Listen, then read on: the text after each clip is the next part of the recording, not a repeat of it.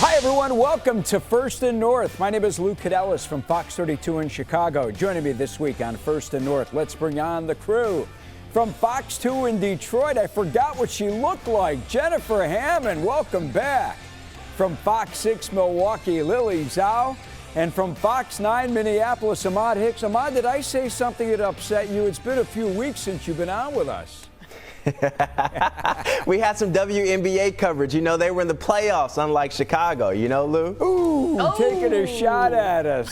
Like only Ahmad Hicks can. All right, let's take a look at the NFC North standings after Week 7 before we get into the discussion.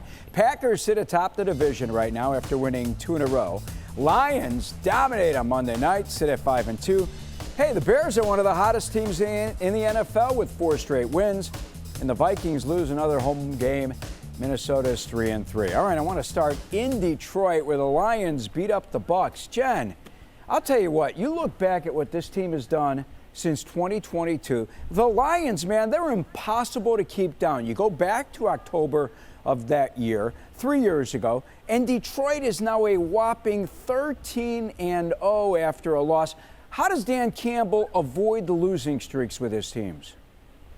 You know, I think it goes back to what they started and built this team on from the very beginning, you guys, and that is a certain type of player, right? They wanted guys who love football, gritty guys, guys with chips on their shoulder. And I'll tell you something, there was no better thing to happen to the Lions than a week ago in Kansas City. Detroit versus everybody with the officiating, also with the way that the offense underperformed. Everything that went on in that game set up a big win for them on Monday night against Tampa. And I had a feeling, actually, I guaranteed that they were going to beat the Bucs because this team with a chip on its shoulder and a message to send, that message is always sent. Wow, guaranteeing wins. I love it, Jennifer Hammond. Let's go inside the Lions locker room after the win. Man, this really go to Shep, man. He didn't put us defense in a great position, bro. We got to make plays, bro. I got to give this to my defensive coordinator, man. I already know, bro. I ain't shit without y'all, bro. Forever in the day, this league been about players, always will be about players. That's why it was an honor for me to take this job. Fellas, this is only the beginning. Do y'all see how good we can be? Yes, sir. It don't matter. Nameless faces, we don't give a fuck. We line up and play anywhere. I love the fuck out of y'all, man. I appreciate the fuck out of each and every one of y'all. D-Bones is yours. Yes, sir. What we didn't see was Jahmyr Gibbs was given one of the game balls as well. And he said he wants to show out when Barry Sanders is in the house. And Barry was there at the game. He did it on Monday night, man. He was awesome. Lions defense was terrific as well. Which, in your opinion, was more impressive, or were they equal? Well, equal. I mean, I can't say anything to discredit that performance that Gibbs put on last night, reaching 22.7 miles per hour on his career-long 78-yard touchdown run. That thing was absolutely electric. And the way that he has become a much more physical runner, rushing between the tackles. And you didn't see it because we didn't show it in that clip there, but in the actual full clip, he goes and he tries to hand his ball to Penei Sewell, who had some amazing blocks, who just performed so well up on that offensive line yesterday. But for me, I think the real standout, because it's something we didn't expect whatsoever, was the performance of that secondary. They were depleted, missing all 4 of their starters, 2 corners, 2 starting safeties. Of course, we know Brian Branch was out because of that suspension. Kirby Joseph was injured, as was Terrion Arnold and DJ Reed. And all they did was go in there and limit a Buccaneers team that had been on fire to just 9 points. Their lowest out point since September of 2024, held them to just 353 total yards. 251 yards in the game yesterday after they had been averaging 353 in the previous 6 games. I mean, it was nothing short of unexpected and impressive. And the way that they have found and built depth on this roster, it's something that Dan Campbell and Brad Holmes have been really intentional about, going out and getting guys who can fill in. Because as we know in the National Football League, and I kind of hate saying it sounds like a broken record, but it's not a matter of if you're injured, it's when you're injured. And they have really struggled trying to fill some of those gaps on the back end of the defense over the past seasons. Yesterday, that was not an issue at all. When you've got guys like Whiteside, Millette, Harper, Hallett, and let's not we can't even overlook Amik Robertson. He started the season as the nickel corner, and he has been just a dog and a leader. The punch-outs, the takeaways, his leadership on that defensive end has been just incredible. And they got a lot of push up front, too, that helped those corners and safeties do their job even better. It was impressive, and they did it against what I feel is the front runner right now for the MVP this season in Baker Mayfield. Lily, let's jump to the Packers. I think Jared Goff maybe heard some of those conversations and perhaps wanted to show something different. Yeah, you might be right. Lily, I want to jump to the Packers. Looks like that 5-hour flight delay couldn't stop the Pack from getting a win in Arizona. Yeah, it was one of those, when the report came out, it was, it's going to be one of those games, isn't it? And I mean, honestly, for the first 3 quarters, it kind of was that kind of game. The Packers looked sluggish in the first half. Nothing really was going right for them.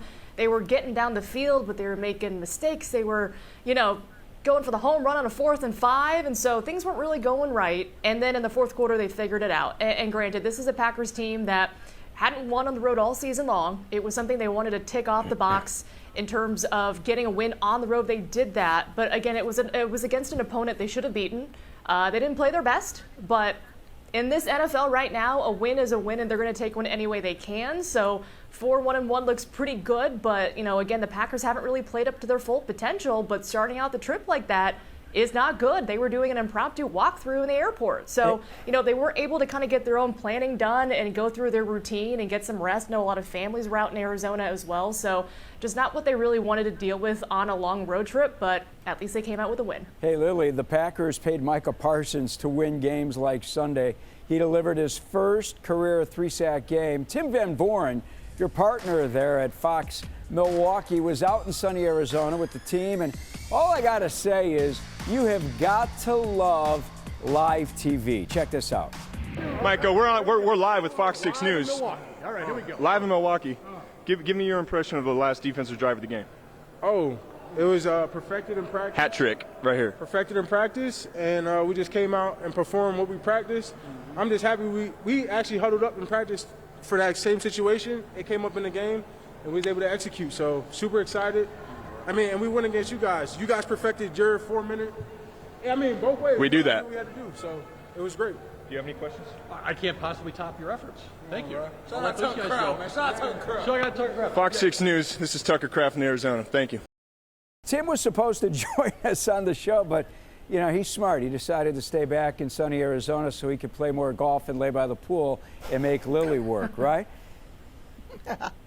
Yeah, it's the unfortunate things of the airline business. You get stuck somewhere, you can't make it home in time, but I'm filling in for TVV. But that's what you love about it is the live TV. You never know what's going to happen. So I think a lot of people, when they saw that, they're like, we kind of want Tucker Craft to be like a part-time host and do interviews with his teammates, because that was just hilarious to see. I think Tucker did a great job, and Tim was like, man, you're kind of gunning for my job. So it was a really fun post-game interview to do with those guys and just get their reaction in real time. And again, like you mentioned, Micah Parsons, this is why Green Bay brought him to Titletown. It's to win games like this. When it comes down to the defense with 1:50 left, who do you rely on? The leader of your defense, and that's Micah Parsons. He comes in and shuts things down. 3 sack day for him was a career high, which I was surprised learning. I thought he would have had 3 sacks in a game thus far in his career, but he played his mind off, and that's why you want to bring a guy to a team that has Super Bowl aspirations. So that move really paid off, especially on Sunday. All right, Ahmad, let's jump into the Vikings, man. I told Pierre on last week's show,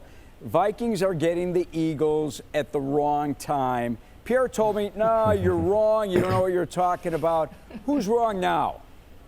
I think Carson Wentz was wrong on some of his reads. I was echoing the same thing. I thought it was a prime opportunity for this team. And when you go back and look at the film and look at the all-22, they missed so many opportunities, whether it was the Justin Jefferson touchdown that he just couldn't hold in because Cooper DeJean knocked it out, or that 4th down touchdown to Jalen Naylor that got called back because of a bad holding penalty, and then several missed reads throughout the game from Carson Wentz. The Vikings certainly had an opportunity to win this game, but at the end, their secondary couldn't hold up. And it's funny because on Wednesday, before this game, 2 corners were telling me they want the one-on-one matchups with Devontae Smith and A.J. Brown, and they got more than what they bargained for. Those guys went for over 300 yards, so tough pill to swallow if you're the Vikings secondary. Yeah, those guys were terrific for Jalen Hurts in that game. By the way, the question right now every week, actually, it sounds like in Minnesota, is like, who's the starting quarterback? How about it, Kevin O'Connell? I know.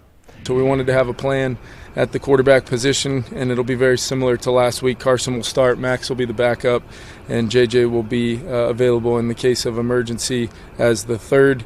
Like I said, encouraged about where he's at, and very much looking forward to continuing his progression and hopefully having a chance to go next week, and we'll keep you guys posted on that.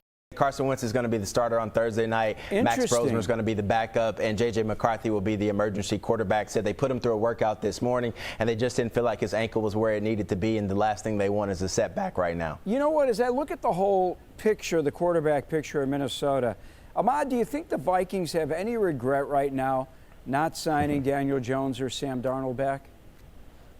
Look, I know they tried to get Sam Darnold back, but they couldn't afford to pay him that, because if you afford to bring Sam Darnold or pay Daniel Jones or bring in an Aaron Rodgers like they were entertaining this offseason, the problem was still up front. It didn't matter who played quarterback. They weren't blocking for him the last couple of years. So I think everyone has talked about that when they look at the success Daniel Jones is having in Indianapolis and Sam Darnold's success in Seattle. But the moral of the story is you got to be able to stop the run. You got to be able to protect your quarterback. And those are two areas that they addressed this offseason. So all they need is a competent quarterback to come in, be healthy, and just go through Kevin O'Connell's reads and get the ball out to his playmaker. So yes, while you look at these numbers, you're like, gosh, I wish we had one of those guys. You got to think about the other side. If you have one of those guys, you probably don't have a Javon Hargrave or a Jonathan Allen. You probably don't have a Will Fries or a Donovan Jackson or a Ryan Kelly at center. So it's like we can play the woulda, coulda, shoulda game, but if one of those quarterbacks was back here, there would be other holes on this team as well. Well, I got news for you. If you don't have Hargrave and Allen, you don't win that first game here in Chicago against the Bears. And speaking of the Bears, right now they are 4-2 again after their first 6 games. Same record as last year, but I'm going to tell you why this year is different. First of all, the 2024 team, they beat awful teams like the Titans, Panthers, and Jaguars. This year's squad knocked off teams like the Cowboys, Raiders, Commanders, and Saints. Cowboys and Commanders much better than the other 3 from 2024. And Ben Johnson has a coaching staff that he's put together, and he's got a group of players that are believing. Everyone's believing, the coaches and the players. A number of young assistants like Declan Doyle, and older, grizzled, experienced assistants such as 70-year-old linebackers coach Richard Smith. And how about defensive coordinator Dennis Allen? I have one game ball right now, okay? I already talked about defense, 4 turnovers, okay? Defense, 44 yards on the ground, all right? Defense, 4 sacks. Dennis Allen, come here!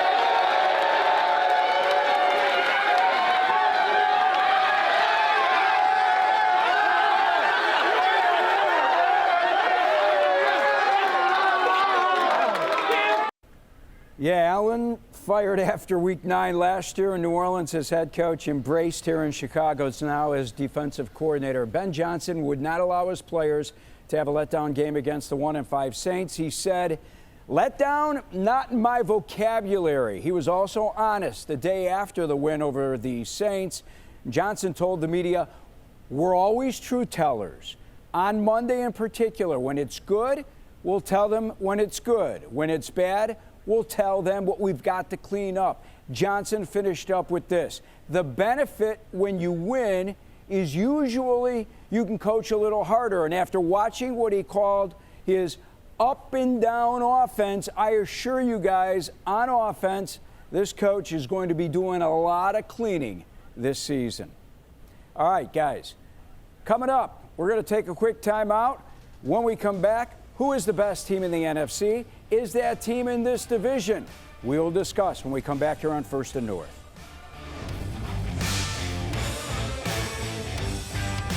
Shohei Ohtani and the Dodgers take on Vlad Jr. and the Blue Jays. Game 1 of the World Series, Friday on Fox.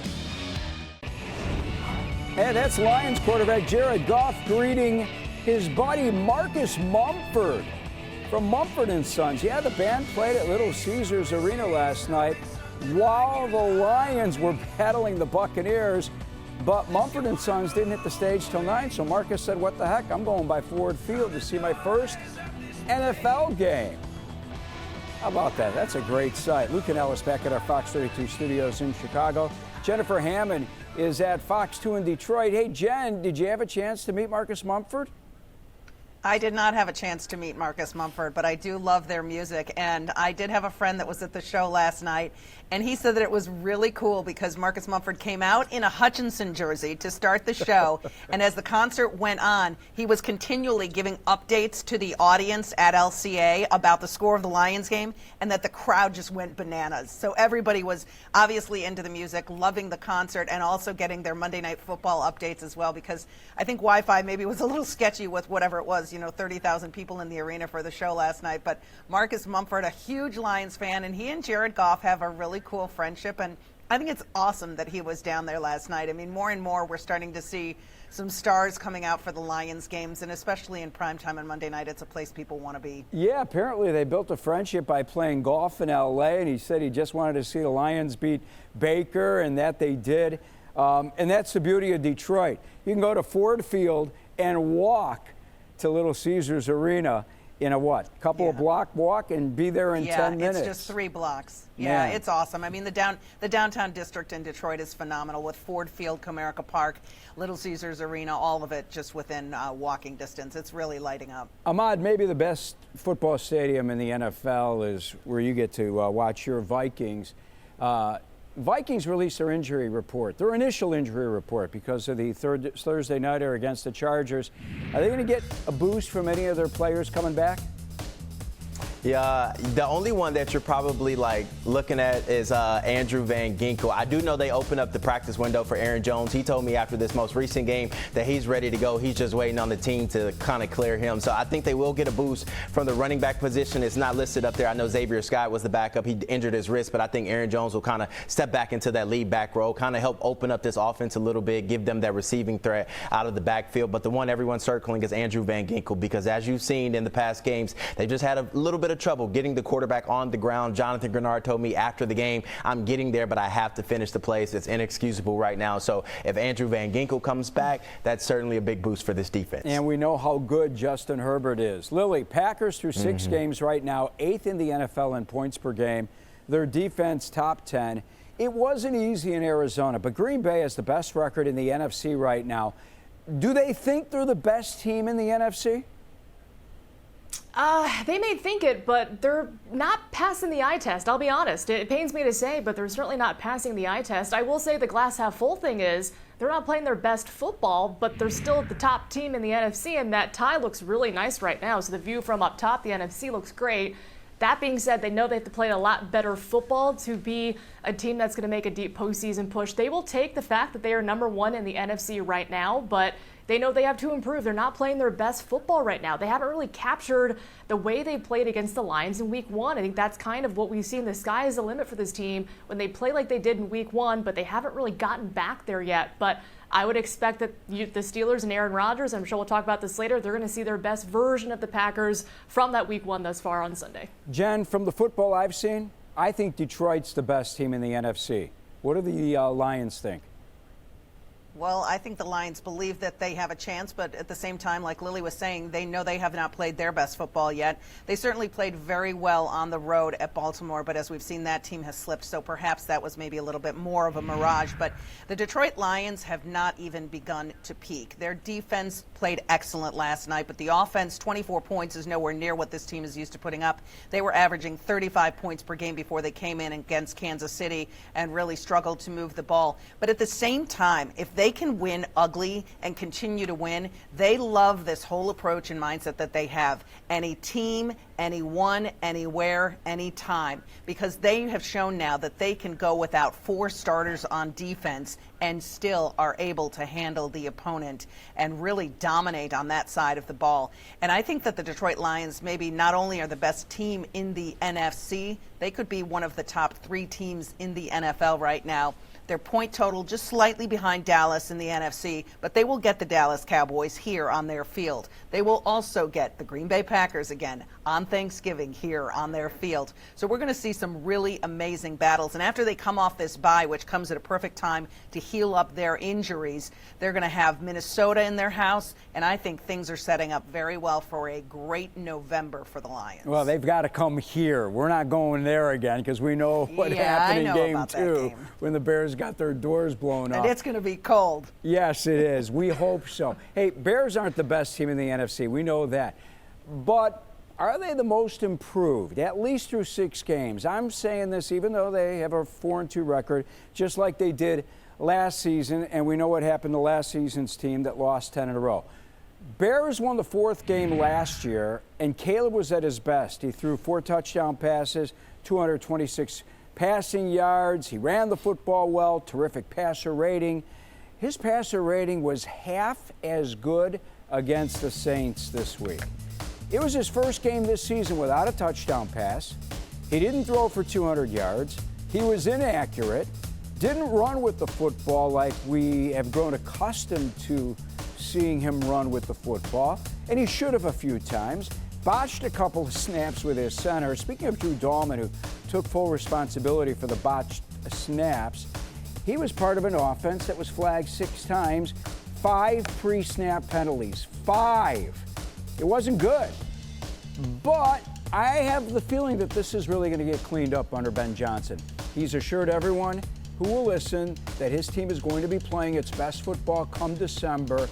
And if guys aren't, he's going to find players who will. He promised to fix the run game, 222 yards against the Saints. Promised to fix the run defense. They gave up only 44 yards to New Orleans, 4 yards a carry to Washington. I have full trust in Ben Johnson. Ahmad, big story in Minneapolis, and this one's bothersome. It's about the racist comments Isaiah Rodgers received after the loss to the Eagles. Have you personally talked to Rodgers, and how's he handling all this?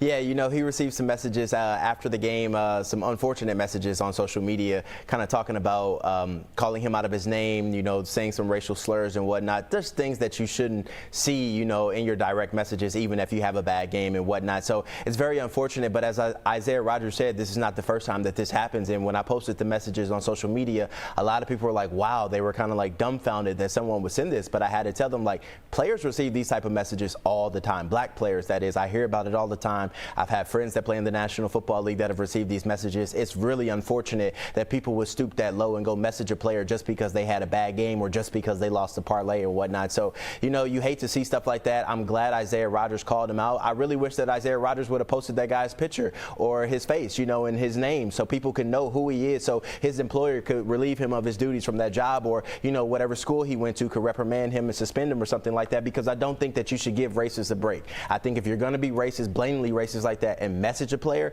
you should be called out for it. You should be fired for it. You should be held accountable. And I think so many times things like this just go unpunished, and it's unfortunate because people like that continue to do it, and there's plenty of other people like that. So that doesn't like make up the entire Vikings fan base, but very unfortunate that Isaiah Rodgers had to answer to that, and a lot of other players and other sports have to answer to that after bad games. It's really unfortunate. Ahmad, well said. We need to take our final time out. When we come back, we're going to preview Week 8 around the division next here on First and North.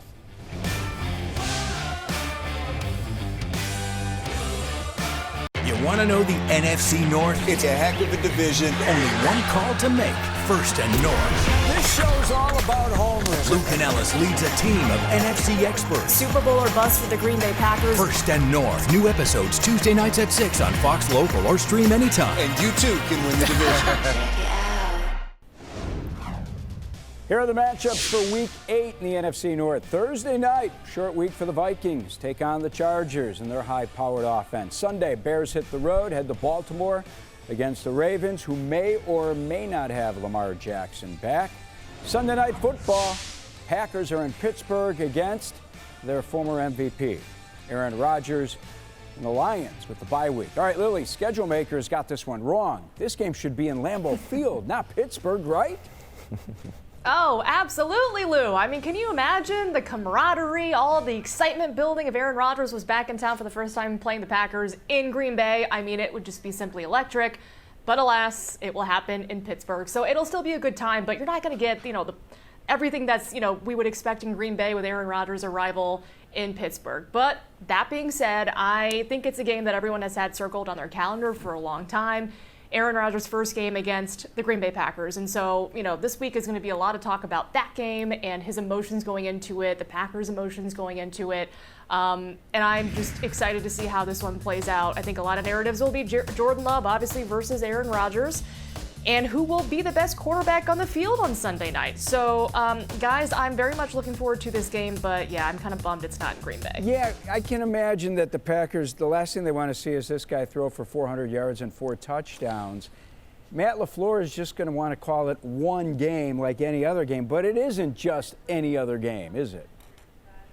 Yeah, he's leaving all that up to the media, and it was asked a follow-up question, like, you can't not talk about it because it's literally the talk of the town this week for the whole week. He's like, guys know it, but, at the end of the day, a majority of this current roster has never played with Aaron. A lot of these guys don't really know him personally. There are only a couple guys left in Green Bay that actually know Rodgers and have played with him. So maybe, it's not really the same feel as if had it happened maybe the year after he left and a lot of guys had still known Aaron. But even that being said, it's you can't not acknowledge it. But, Matt LaFleur is going to go that route and just focus on the X's and O's and have us talk about it. Ahmad, give me a real quick on the game against the Chargers. Well, every time the Vikings have lost the game, they came back and won the next one. So I think that they're going to win this game. I think they get after Justin Herbert. This team isn't elite, so I think they have a chance. Defense will be able to hold their own, and they bounce back and get a victory. All right, Bears got the 1-5 Ravens. I can't really give you an opinion yet, not until I know whether Lamar Jackson is playing or not. He did not practice on Monday, even though head coach John Harbaugh said he's still going to play. Roquan Smith, though, will be back, and knowing Roquan, he's going to be really good out there. All right, really good. Jen, enjoy the bye week. I know you will. Thank you. After following the Tigers and now the Lions here the first 6-7 weeks of the season.